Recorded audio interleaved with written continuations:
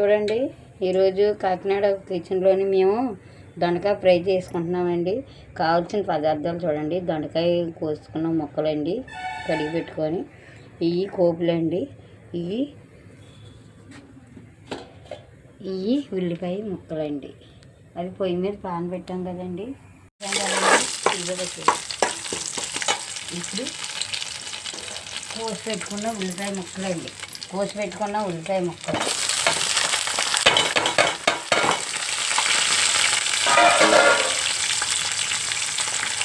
ఇవన్నీ బాగా ఆగాలండి. చూడండి కోపులు బాగా ఎరగాయి కదండి. ఇప్పుడు ఈ కోపులు వేగింది కాబట్టి కోసుకొని కడిగి పెట్టుకున్న దొండకాయ ముక్కలు ఉన్నాయి కదండి, ఇప్పుడు వేసుకుంటున్నాము. దొండకాయ ఫ్రై అండి. ఇప్పుడు ఇందులోనే కొంచెం పసుపు అండి, కావాల్సినంత ఉప్పు అండి. ఇవన్నీ వేసాం కదండి.